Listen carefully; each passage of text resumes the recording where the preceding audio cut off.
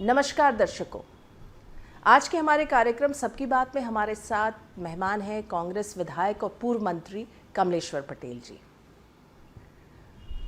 हालांकि इनके पिताजी भी पॉलिटिक्स में रहे हैं, 7 बार के विधायक रहे हैं, मंत्री रहे हैं, लेकिन इनकी एंट्री पॉलिटिक्स में स्टूडेंट लाइफ के समय से हुई है। संगठन में कई पदों पे रहे हैं, आज भी हैं। स्टूडेंट लाइफ में काफ़ी वो एक्टिव रहे पॉलिटिक्स में, कई आंदोलन का हिस्सा भी रहे हैं और कमलनाथ जी की सरकार में वो ग्रामीण और पंचायत मंत्री थे।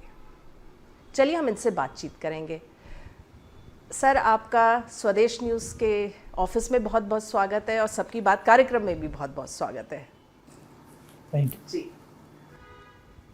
हालांकि आपके पिताजी बहुत वेल नोन पॉलिटिशियन रहे हैं, मंत्री पद पे रहे हैं।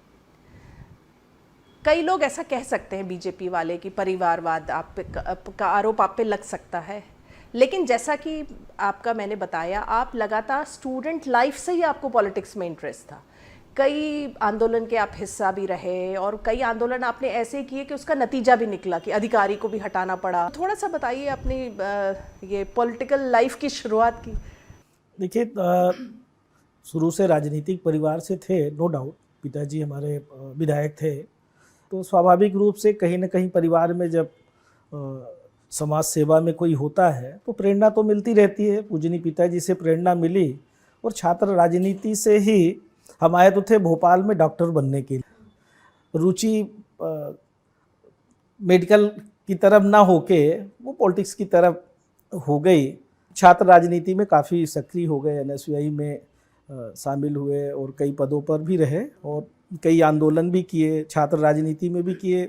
उसके बाद युवक कांग्रेस में प्रदेश उपाध्यक्ष रहे, फिर युवक कांग्रेस के पिछड़ा वर्ग के राष्ट्रीय अध्यक्ष भी रहे, फिर राष्ट्रीय सचिव रहे युवक कांग्रेस के। रणदीप सुरजेवाला जी राष्ट्रीय अध्यक्ष हुआ करते थे। फिर राष्ट्रीय महासचिव भी रहे युवक कांग्रेस के। राहुल जी के 1 साल टूर कोऑर्डिनेटर भी रहे। उसके बाद प्रदेश कांग्रेस कमेटी में एज ए सेक्रेटरी भी काम किया, फिर एज ए जनरल सेक्रेटरी काम किया। इसी बीच में विधायक भी बन गए और कांग्रेस पार्टी के राष्ट्रीय सचिव के रूप में भी काम करने का अवसर मिला। छत्तीसगढ़ में ये एज ए आईसीसी सेक्रेटरी सह प्रभारी के रूप में भी काम किया। तो फिर स्टेट में कमलनाथ जी की कमेटी में वाइस प्रेसिडेंट बनाया गया, तो अभी भी हैं। पीसीसी में वाइस प्रेसिडेंट है, विधायक है और सरकार दोबारा जब बनी तो मंत्री के रूप में भी काम करने का अवसर मिला। तो पार्टी ने बहुत कुछ दिया है और हमने भी अपनी तरफ से ये कोशिश किया है, ये कार्यकर्ता की तरह पार्टी संगठन से जुड़ के पार्टी के हित में, पार्टी के सिद्धांतों पर चल के जो भी आम जनता के लिए न्याय दिलाने के लिए सत्ता में रह के और विपक्ष के में रह के भी जो हमारी दायित्व है, जो हमारा दायित्व है मर्यादा में रह के, उसका भी हमने पालन करने की कोशिश की। तो समय समय पे जनता की आवाज़ बनने की कोशिश करते हैं और यही जनप्रतिनिधि की जिम्मेदारी होती है। जी, बहुत अच्छे से आपने पूरी बात बताई। लेकिन आप को पॉलिटिक्स विरासत में मिली है, क्या इजी रहा? क्या आपको ऐसा लगा कि आपके फादर के शैडो से उभरने में आपको कठिनाई आई, या अपना जो आपने एक पॉलिटिकल पाथ में फॉलो कर रहे हैं, क्या वो आसान रहा? कैसे आप डिस्क्राइब करेंगे इसको? देखिए, पिताजी का जो काम करने का तरीका था वो बहुत सहज और सरल व्यक्ति थे और हमेशा गरीब से गरीब व्यक्ति की सुनवाई करते थे और उनको देख के कहीं ना कहीं प्रेरणा मिलती थी। पर हमने अपने राजनीतिक जीवन में कहीं भी उनसे कोई सिफारिश नहीं कराई। हमने खुद अपने रास्ते तय किए। उनका आशीर्वाद हमेशा रहा, हमारे बड़े बुजुर्ग थे और हमारे मार्गदर्शक थे। पर हम हमेशा अपनी लड़ाई, अपना संघर्ष स्वयं करते हुए और आज यहाँ तक पहुँचे हैं। तो कई संगठन में रहते हुए कई राज्यों के प्रभारी के रूप में भी काम किया। युवक कांग्रेस में जब जनरल सेक्रेटरी थे तब महाराष्ट्र, यूपी, छत्तीसगढ़, दिल्ली जैसे राज्यों के प्रभारी रहे, राजस्थान के भी रहे। As a tour coordinator Rahul ji के भी कई राज्यों में उनके विजिट में पहले से जाके जो सारा समन्वय करने का काम है। तो संगठन में काम करने का काफ़ी अनुभव रहा है और काम करके ही ये सारी जो जिम्मेदारी मिली पार्टी की तरफ से, फिर एआईसीसी सेक्रेटरी के रूप में भी जो जिम्मेदारी मिली, कहीं ना कहीं ये सीनियर लीडर्स ही तय करते हैं, नेता तय करते हैं कि कौन से पार्टी के कार्यकर्ता में काम करने की क्षमता है, कौन जिम्मेदारी से काम करता है। तो जहाँ भी जो भी हम समझते हैं अवसर मिला है, वो कहीं ना कहीं हम समझते हैं कि काम का आकलन करके ये पार्टी के नेता तय करते हैं। एज ए मिनिस्टर भी बहुत सारा काम करने का अवसर मिला, समय कम था, फिर भी अपनी तरफ से प्रयास किया था कि अच्छा से अच्छा काम करें और बहुत सारी सुधार की दिशा में काम भी कर रहे थे। मेरिट के दम पे, मतलब आप कह रहे हैं जो भी आपको मुकाम हासिल हुआ मेरिट के दम पे है। आपने अभी राहुल गांधी जी की बात की, तो राहुल गांधी जी की भारत जोड़ो यात्रा को आप कैसे देख रहे हैं? एक तो जो उनकी यात्रा चल रही है, जगह जगह से आ रही है, फिर अब मध्य प्रदेश में भी आएगी, कैसे देख रहे हैं आप इसको?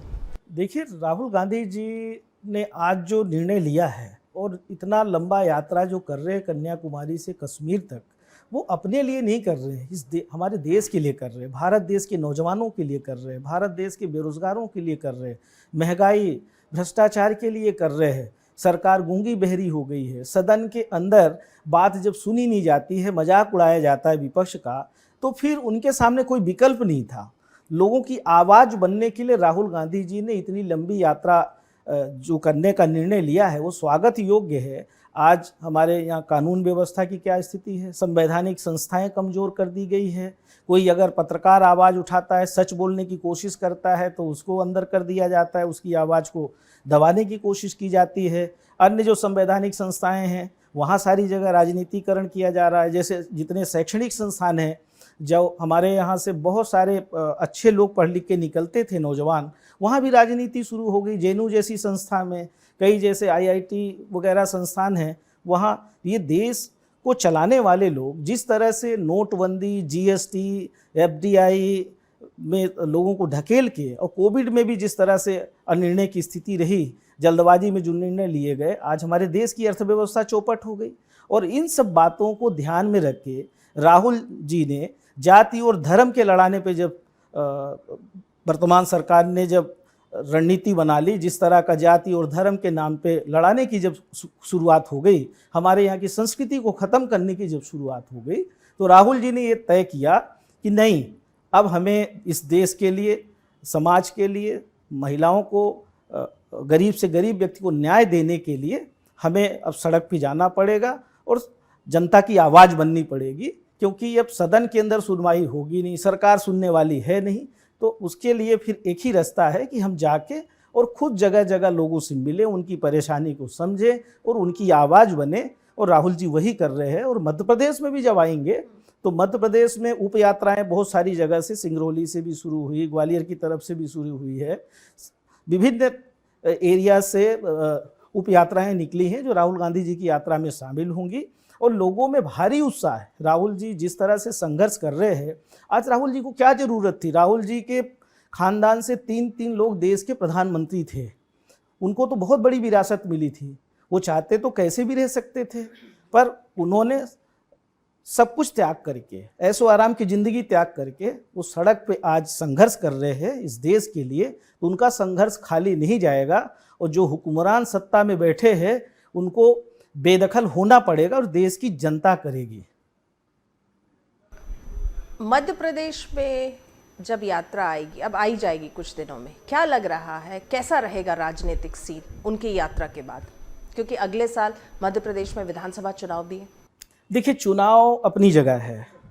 अभी राहुल जी जो यात्रा कर रहे हैं, वो कोई चुनाव के लिए नहीं कर रहे हैं। वो बड़े निष्पक्ष भाव से, अगर चुनाव के लिए कर रहे होते तो यात्राएं रोक करके वो सभा करने जाते।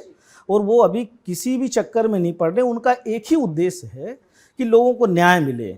जो जिम्मेदार लोग बैठे हैं, जो झूठे वादे करके सत्ता में काबिज हुए थे, चाहे प्रदेश में या देश में, ना 2 करोड़ प्रतिवर्ष नौजवानों को रोजगार मिला, न महंगाई आधी हुई, न किसानों की आय दोगुनी हुई, न भ्रष्टाचार खत्म हुआ। मध्य प्रदेश में असर अच्छा होगा, क्योंकि कार्यकर्ताओं में काफ़ी जोश और उत्साह है। और मध्य प्रदेश नहीं, पूरे देश में इसका असर है। आज जो राहुल गांधी जी के खिलाफ तरह तरह की टिप्पणियां लोग करते थे, आज कोई भी टिप्पणी नहीं करता राहुल जी को सम्मान के साथ। और यहाँ तक कि कई समाजसेवी संगठन, कई राजनेता जो विरोधी दल के हैं, सुमित्रा ताई जी को भी हम धन्यवाद करना चाहेंगे कि वो इतनी वरिष्ठ नेता हैं और उन्होंने राहुल जी की यात्रा को जो प्रशंसा की है, वो हम समझते हैं आज इसी की ज़रूरत है। कोई अगर राजनेता या कोई भी व्यक्ति अच्छा कर रहा है तो उसको अप्रिशिएट करना चाहिए। अटल जी थे, हमेशा इंदिरा जी को अप्रिशिएट किया, राजीव जी को अप्रिशिएट किया, राजीव जी ने अटल जी को स्वास्थ्य सुविधा के लिए बाहर भेजा था। यही हमारे यहाँ की राजनीति है। पर दुर्भाग्य है कि जो देश में आज सत्ता में बैठे हुए लोग हैं वो हमारे देश की जो परंपरा है, संस्कृति है, जो सद्भाव है, उसको खत्म करने की जो कोशिश कर रहे हैं, ये बहुत चिंता का विषय है और इस पे हम सबको काम करने की जरूरत है। मध्य प्रदेश में इस बार कांग्रेस की सरकार 100% बनेगी। 170 से ज्यादा सीटें मध्य प्रदेश में आएगी। आप चुनाव के बाद फिर मुझे बुलाइएगा, फिर बात करेंगे और इससे ज्यादा भी सीटें आ सकती हैं। इतना कॉन्फिडेंस किस बेसिस पे है कि 170 सीट आ जाएंगी? जिस तरह से यहाँ पे इवेंट्स चल रहे हैं, जिस तरह से यहाँ पे आए दिन कभी आओ बनाएं अपना मध्य प्रदेश, कभी ग्राम उदय से भारत उदय, महीनों भर चलता है, उदय किसी का नहीं होता। आवेदन पर आवेदन लिए जाते। अभी मुख्यमंत्री जन अभियान चल रहा है। मुख्यमंत्री जन अभियान के नाम पे क्या हो रहा है? गरीबों से आवेदन लिए जाते, अब तो कोई आवेदन देने को भी तैयार नहीं है। जो राष्ट्रीय खाद्य सुरक्षा अधिनियम के तहत पात्र लोग हैं, आज भी वो खाद्यान्न से वंचित है। ये कानून किसने बनाया? कांग्रेस सरकार ने राष्ट्रीय खाद्य सुरक्षा अधिनियम बनाया। मनरेगा में जिन लोगों को लाभ मिलना चाहिए उससे लोग वंचित थे। मनरेगा योजना का उद्देश्य था कि गरीबों का पलायन नहीं, उनको रोजगार मिले, गांव का विकास हो। पर आज जो योजनाएं कांग्रेस सरकार ने, आज बच्चियों की साइकिल का वितरण नहीं हुआ। हर महीने लोन ले रहे हैं, करोड़ों हजार रुपए लोन ले लिया, पर जो बच्चियां पढ़ने जाती स्कूलों में उनके साइकिल का वितरण नहीं हुआ है। स्कूल ड्रेस नहीं बटे, मध्याह्न भोजन में भ्रष्टाचार, जिधर आप नजर दौड़ाइए घोटाला ही घोटाला है। निर्माण कार्य होते हैं, बह जाता है। अब देश के जो पीडब्ल्यूडी मंत्री है, परिवहन मंत्री, अभी नितिन गडकरी जी ने खुद फटकार लगाई, माफी मांगी। माफी तो मध्य प्रदेश के मुख्यमंत्री को मांगना चाहिए। पर हम धन्यवाद करते हैं गडकरी साहब का कि जिन्होंने समझा और माफी मांगी, प्रदेश की जनता से माफी मांगी कि हमारी गलतियां हैं, ये पैसा कहाँ जा रहा है। तो यहाँ तो पुल बनाते हैं बह जाता है, यहाँ डैम बनाते हैं बह जाता है, फिर लोग बोलते हैं तलरी थी, फिर अपनी बात पे फिर वापिस आते हैं। यहाँ तो मुझे तो बड़ा शर्म आती है कि सत्ता में बैठे हुए, संवैधानिक पदों पे बैठे हुए जब मंत्री इस तरह की बयानबाजी करे, धर्म की बात करे।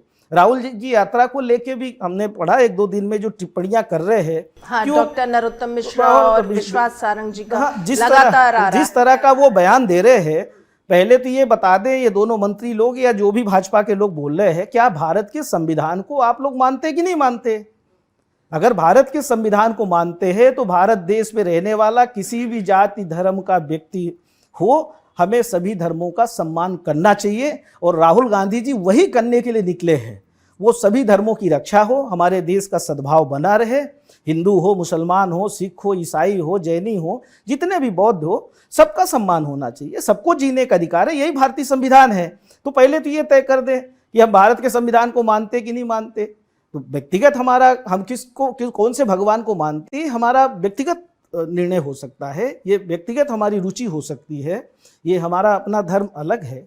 पर हम दूसरे धर्म का भी सम्मान करें। यही पूज्य महात्मा गांधी जी ने, जब देश का हमारा निर्माण हुआ, जब हमारा संविधान बना, डॉक्टर भीमराव अम्बेडकर जी और संविधान सभा के जो सदस्य, सब लोगों ने यही भावना के तहत ये संविधान बनाया था। तो इसी सबकी रक्षा के लिए तो आज संघर्ष करना पड़ रहा है। आप मंत्री भी रहे हैं 2018 में, ग्रामीण और पंचायत मंत्री। 2 बार के आप विधायक हैं, दूसरी बार के विधायक हैं।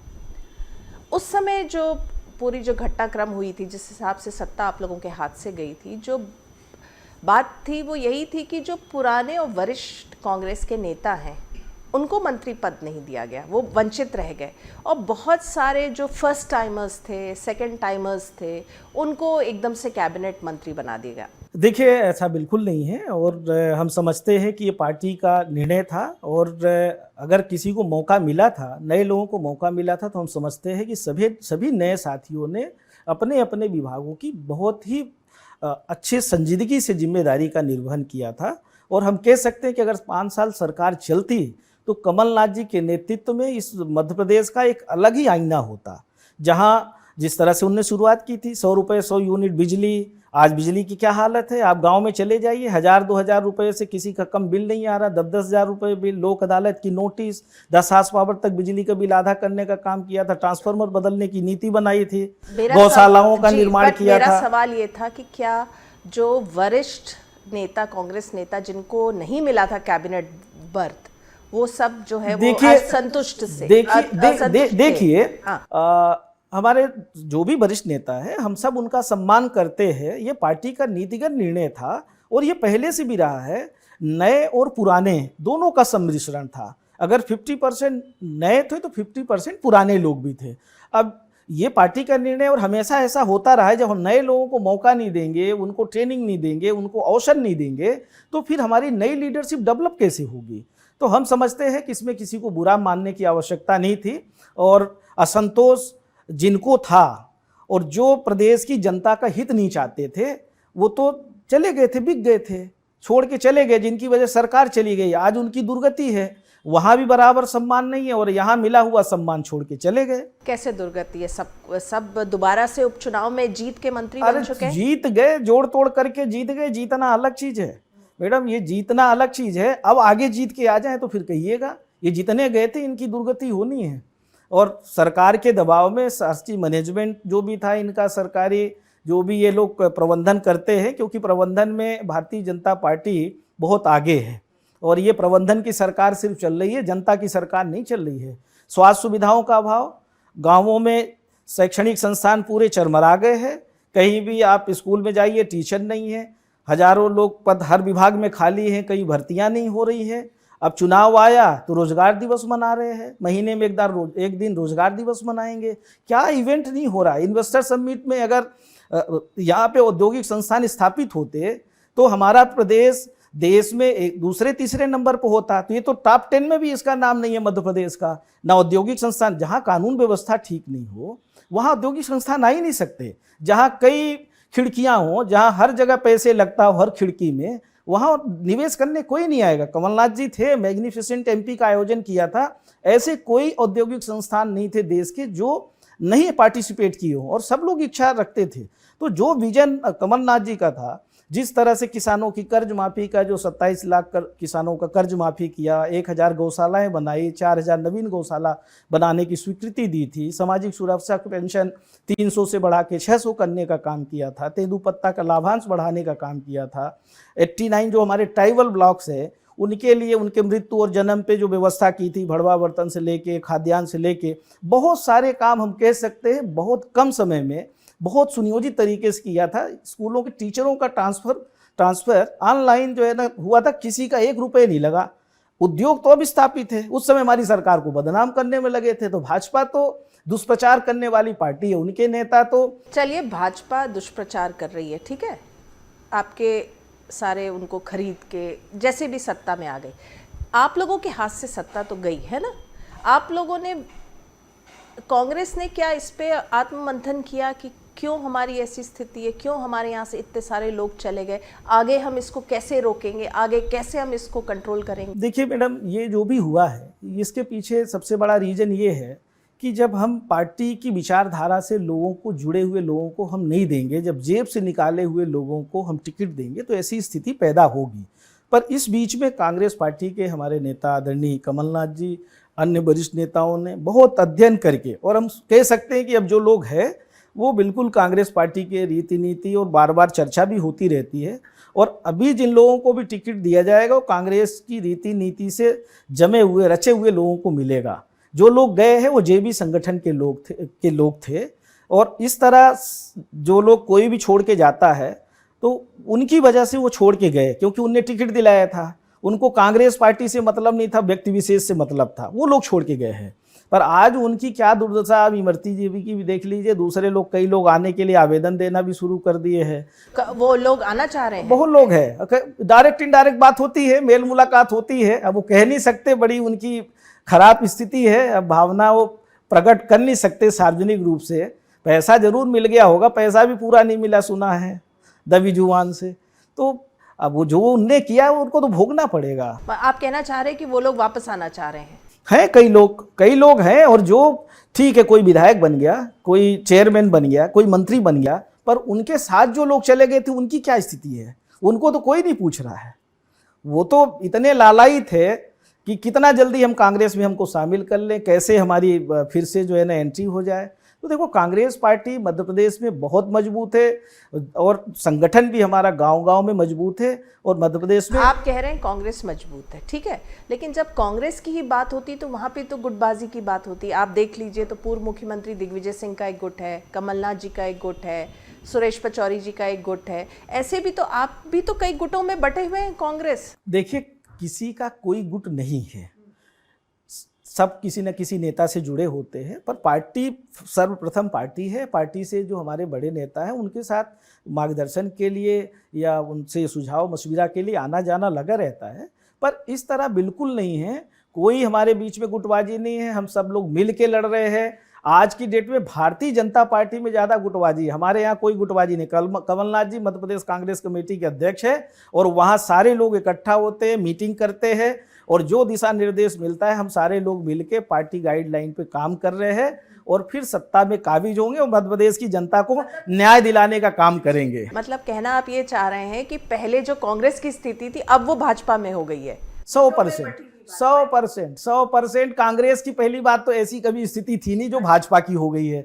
भाजपा में तो अभी पता नहीं कितने धड़े हो गए हैं और पता नहीं अभी इलाके बटे हुए हैं और वर्चस्व बनाने की लड़ाई चल रही है, एक दूसरे को नीचा दिखाने का चल रहा है। पता नहीं कितने लोग मुख्यमंत्री बनना चाह रहे हैं, विधायक पास में है नहीं पर मुख्यमंत्री बनने का सपना सारे लोग सजोए हुए हैं और शिवराज सिंह जी तो छोड़ने वाले हैं नहीं, वो लेके जाएंगे सबको।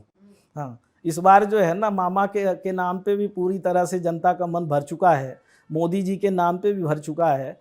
अब कोई भी किसी की भी दाल गलने वाली नहीं है। चलिए, बहुत अच्छा है। कांग्रेस में जैसा आप कह रहे हैं आत्मविश्वास से लवरेज है कांग्रेस। अभी पूर्व मुख्यमंत्री दिग्विजय सिंह का बयान था कि मेरे फ़ोटो वगैरह आप मत लगाइए कहीं भी, पोस्टर बैनर में लोग मेरा फ़ोटो देख के वोट नहीं देते हैं। ऐसा ही उन्होंने 2018 के चुनाव से पहले भी कहा था। आप इसको किस रूप में देखिए, वो उनका बड़प्पन है, अगर वो इस तरह की बात कर रहे हैं। वो कांग्रेस पार्टी मतलब के वरिष्ठ नेता है। एक मिनट, मैं ये पूछना चाहूँगी, अगर एक नेता ये कह रहा है कि मेरा फ़ोटो मत यूज़ कीजिए, इससे वोट कटेंगे, तो वो बड़प्पन है? देखिए, वो ऐसा क्यों कह रहे हैं ये मुझे नहीं पता, पर जब दिग्विजय सिंह जी मध्य प्रदेश के मुख्यमंत्री थे बहुत सारे महत्वपूर्ण निर्णय लिए हैं। पंचायती राज एक्ट, निकाय एक्ट उसी समय बना था और उसके तहत महिलाओं को भी अधिकार मिला था। आपका पिछड़ा वर्ग हो, SC ST हो, रोटेशन में सामान्य हो, कितना बढ़िया एक्ट बना था और सारे लोग संतुष्ट थे। दिग्विजय सिंह जी ने बहुत सारे महत्वपूर्ण निर्णय लिए थे। कई हमारे जो ऊर्जा उत्पादन केंद्र है उस समय शुरुआत हुई थी, जो आज जहाँ से उत्पादन हो रहा है। तो ऐसा नहीं है कि दिग्विजय सिंह जी के टाइम में हमारा शिक्षा को सुदृढ़ीकरण के लिए बहुत सारे काम हुए थे, तो काम तो बहुत सारे हुए। उस समय पंचायतों को इतना अधिकार था कि खसरा, खतौनी, बटरवारा ये पंचायत कर देती थी। आज बिना लिए दिए काम नहीं होता है, चक्कर लगा रहा किसान 6-6 महीने से, साल भर से। तो बहुत सारा सरलीकरण भी किया था। ये तो भारतीय जनता पार्टी ने दिग्विजय सिंह को लगातार बदनाम करने का काम किया है, उनके खिलाफ सुनियोजित तरीके से दुष्प्रचार करने का काम किया है। दिग्विजय सिंह जी कांग्रेस पार्टी के वरिष्ठ नेता हैं, प्रदेश के विकास में बहुत योगदान रहा है और अभी हमारे चाहे कमलनाथ जी हो, दिग्विजय सिंह जी हो, चाहे अन्य वरिष्ठ नेता हो, सब लोग मिलकर हम लोग कांग्रेस पार्टी की सरकार बनाएंगे और प्रदेश की जनता को न्याय दिलाने का काम करेंगे। हम सबका एक ही लक्ष्य है कि प्रदेश में कांग्रेस की सरकार बने, भारतीय जनता पार्टी के झूठ फरेब से लोगों को निजात मिले। आज देखिए, आज उमा जी दारू के लिए संघर्ष कर रही है कि दारू बंद हो, यहाँ पे शराबबंदी का। अब उनको ये कहना पड़ रहा है कि अब हम तो संन्यास लेने जा रहे हैं, तो कहीं सुनवाई है उनके यहाँ की? तो क्या स्थिति है? शराबबंदी पे लेके तो कांग्रेस भी तो दो गुटों में बट गई है। कुणाल चौधरी ने कहा कि अगर सरकार आती है हमारी कांग्रेस की तो हम टोटल शराबबंदी करेंगे, और आरिफ मसूद दूसरी तरफ कह रहे हैं कि ये नीतिगत निर्णय होता है और हम समझते हैं कि कुछ नीतिगत निर्णय में हम सबको जब तक पार्टी के अंदर कोई डिस्कशन नहीं हो जाए, क्योंकि रिसोर्सेज भी चाहिए, पर ऐसा रिसोर्सेज नहीं चाहिए कि आप गांव-गांव में टोले मजरे में दारू बंटवा रहे हो अवैध तरीके से। एक तरफ नशा मुक्ति अभियान चला रहे हैं मुख्यमंत्री, ये जो अभी जन अभियान में नशा मुक्ति अभियान भी चल रहा है, और दूसरी तरफ आप टोले मजरे में दारू बिकवा रहे हो, महीना फिक्स है, तो ये कहाँ का न्याय है? तो दोनों चीज़ों में अंतर होना चाहिए। हाँ, जो अधिकृत दुकानें हैं आप वहाँ से ठीक है, किसी को चाहिए तो ले, पर आप कहीं भी बिकवा रहे हो, अवैध काम करा रहे हो, और दूसरी तरफ अधिकारियों को धमका रहे हो। एक तरफ ले दे के पोस्टिंग कर रहे हो, दूसरी तरफ अधिकारियों सुन रहे कलेक्टर, सुन रहे एसडीएम, सुन रहे एसपी, इस तरह के शब्दों का इस्तेमाल कर रहे हो। आपने ये सब पैदा किया ना, 18 साल से तो आप सत्ता में हो। 2023 के चुनाव ऐसा लग रहा है कि कमलनाथ वर्सेस शिवराज सिंह चौहान ही रहेगा, फिर वही दोनों आमने सामने रहेंगे, क्योंकि कांग्रेस ने तो डिक्लेयर कर ही दिया है कमलनाथ जी को अपना फेस, और बीजेपी में भी मान के चल रहे हैं कि शिवराज सिंह चौहान जी ही रहेंगे उनके फेस। तो कैसे देख रहे हैं आप इस फेस ऑफ को? देखिए, कमलनाथ जी की बड़ी नीट क्लीन इमेज है। उन्होंने जो केंद्र में भारत सरकार में मंत्री रहते हुए जो काम किया है, बहुत सारे काम आप नितिन गडकरी जी के ही माध्यम से, अभी उन्होंने जो बताया था कि केंद्र में जब मनमोहन सिंह जी की सरकार थी, किस तरह से आर्थिक व्यवस्था सुदृढ़ करने में कमलनाथ जी ने किस तरह से केंद्रीय मंत्री रहते हुए राज्य को, चाहे सड़क के लिए हो या जवाहरलाल नेहरू अर्बन डेवलपमेंट्स के तहत भोपाल के सौंदर्यीकरण का हो या जितने भी शहरों का सौंदर्यीकरण का है, ये उसी समय की सारी स्कीम्स है। कमलनाथ जी उद्योग मंत्री रहते हुए बहुत सारे अच्छे काम किए। तो कमलनाथ जी विजनरी है, और कमलनाथ जी हम कह सकते हैं कि अभी जो पिछला 15 महीने का जो उनका मुख्यमंत्रित्व काल रहा, और उस समय जो उन्होंने काम किए हैं, आज प्रदेश की जनता उनकी तरफ देख रही है कि कमलनाथ जी सत्ता की बागडोर संभाले और मध्य प्रदेश को न्याय देने का काम करे, किसानों को न्याय देने का काम करे, बेरोजगारों को न्याय देने का काम करे, जो हमारे कर्मचारी है उनका पेंशन बहाली का, पुरानी पेंशन बहाली का है, बहुत सारा विषय है। पूरा प्रदेश में चारों तरफ मध्य प्रदेश की वर्तमान सरकार ने पूरा एक तरह से कुपोषण फैला दिया है। कुपोषित प्रदेश तो है ही, पर आप जिधर आप नज़र दौड़ाइए, हर जगह रैंकिंग में हमारी नीचे से शुरुआत होती है। तो ये स्थिति से उबारने के लिए वर्तमान में कमलनाथ जैसा ही विजनरी चाहिए, और हम समझते हैं कि कमलनाथ जी से उपयुक्त कोई वर्तमान में मध्य प्रदेश कांग्रेस कमेटी में कोई नेता नहीं है, और भाजपा में तो है ही नहीं।